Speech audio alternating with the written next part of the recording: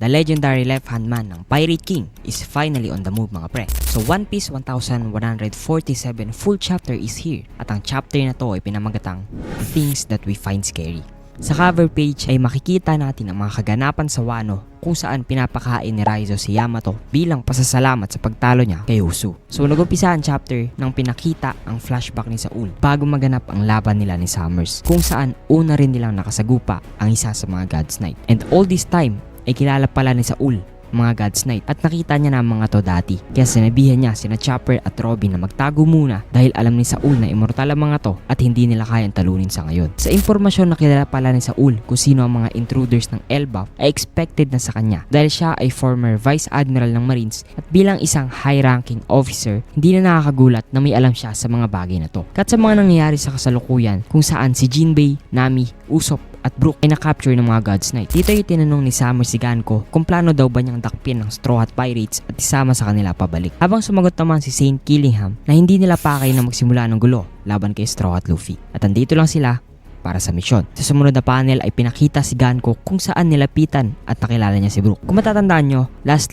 chapter ay nalaman natin na fan pala si Ganko ng mga kanta ni Brook. This explains kung bakit niya nakilala si Brook. Dito ay pinindaw ni Ganko si Brook at sinabing simula ngayon, iaalay na ni Brook ang buhay niya kay Ganko bilang isang music slave. Habang gulat na gulat naman sila Nami at Usopp, nasikat pala si Brook sa mga Celestial Dragon. Bigla namang sumabat si Saint Summers at sinabihan si Ganko na tigilan niya ang mga Straw Hat dahil ayaw niya rin magsimula ng gulo laban sa isang Emperor. Bagkos, ay tapusin na lang ang kanilang misyon. Balik sa usapan nila Brook at Ganko kung saan matapang na tumanggi si Brook at sinabing nanumpa siya sa kanilang captain at inalay ang buhay niya para dito. Nainis naman si Ganko at sinabing ang pagtanggi sa kanya ay may katumbas na kamatayan. Matapang ulit siyang sinagot ni Brook at sinabing mas gugustuhin niya pang harapin ang kamatayan kesa mabuhay na walang dangal. Dito makikita natin kung gaano katapat si Brook kay Luffy na mas pipiliin pa niyang mamatay kesa tumalikod sa kanilang captain. Dahil sa mga sinabi ni Brook ay napiko na tagalit si Ganko kaya sinipa niya si Brook at tumalsik ito sa malayo. Well obviously, hindi natanggap ni Ganko ang desisyon ni Brook at malaking dagok to para sa ego niya na isang mababang nilalang ay nagawa siyang tanggihan. Sa kabilang banda naman ay nakita natin si Saint Killingham at Saint Summers ay naghahanda na sa malaking announcement sa Elbaf. At sa sumunod na panel, brinodcast na ni Saint Summers sa buong Elbaf na sila ang may kagagawan ng kaguluhan sa buong isla. Pinakilala niya ang God's Knight na siyang umatake sa Elbaf sa ilalim ng utos ng world government. Sa panel na to may kita natin ang mga naglalakihang halimaw na gawa ni Saint Killingham na siyang nilalabanan naman ng mga giant sa Elbaf. Nagtataka naman ng ibang giant kung bakit sila inaatake ng world government at ano ang pake nito sa kanila. Habang pinakita naman sila Brogy at Dory na nagtataka rin kung bakit ina-expose ng mga God's Knight ang kanilang sarili. Dito ay nagpatuloy ang pagsasalita ni Saint Summers at sinabi niya sa mga giant sa Elbaf na tinalo na daw niya si Saul na sinubukang iligtas ang mga bata. Gulat at nag-aalala naman ang ibang giants kung okay lang si Saul. Habang dito ay pinakita ang patuloy na pag-uusap nila Summers at Killingham sa Denden Mushi Snail. Tinanong ni Summers kung tanda pa ba niya ang pangalan ng bawat batang kanilang kinidnap. Sumagot naman si Killingham na oo. Sinabi naman ni Summers na kailangan nilang i-broadcast ang bawat pangalan ng mga bata para i-inform ang kanilang mga magulang. Kat sa lugar kung nasa ng mga bata na patuloy na naglalakad pero dito ay nagising na sila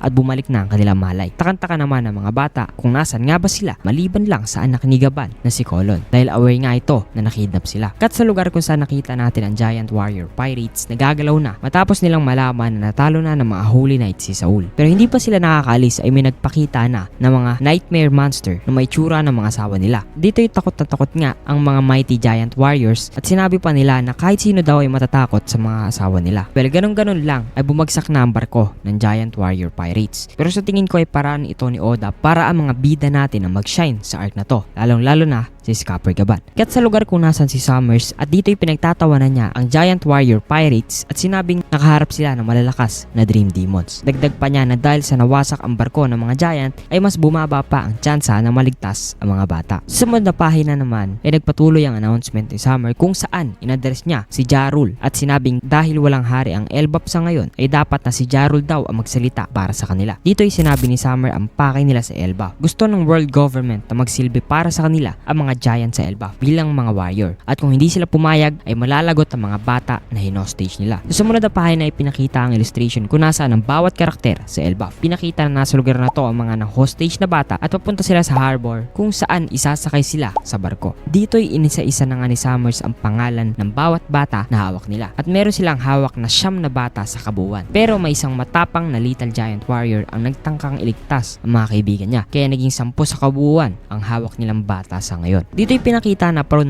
si Gaban sa katapangan ng anak niya. Pero sumagot naman si Ripley na hindi ito ang tamang oras para dyan. Cut naman kay Summers kung saan patuloy siyang nagsasalita. Dito'y sinabi niya na hindi kailangan ng mga warriors ng paaralan. Ganon din ang libraries, lalo na ang mga walang kwentang history ng kanilang bayan. Ang kailangan nilang gawin ay palakihing malalakas at matatapang ang mga bata at manumpang pagsisilbihan ang world government. Dahil kung hindi ay isa-isa nilang papatayin ng mga bata at ngayon ay naka kay Jarol daw ang desisyon. Dito ay makikita natin na tahimik lang si Gaban habang sila Dory at Broggy ay gusto nang iligtas ang mga bata. Pinakita naman si Chopper na pipigilan si Robin na makipaglaban habang pinakita rin si Ripley na nakiusap kay Gaban na iligtas sa mga bata. At sa isang malupit na double page ay pinakita sila Nico, Robin at Scupper Gaban na handa nang lumaban at hindi daw nila hahayaang mangyari ang mga gusto ng mga Holy Knight. At dyan nagtatapos ang chapter 1147. Well, sa wakas ay makikita na natin na makipaglaban ang legendary Mountain Eater na Scupper Gaban. Pero ang tanong, mabigyan kaya niya ng magandang laban ang mga Holy Knights? Malamang sa mga susunod na chapter ay magpakita na rin ang Master Trio at tumulong sa labanan. At malay natin baka tumulong din si Loki given na niligtas nila Luffy at ng ibang giants ang buhay niya. Well, dito na nagtatapos ang video na to. Kung nagustuhan nyo, mag-iwan ka na ng like dahil malaking tulong na yan para sa ating channel. Maraming salamat.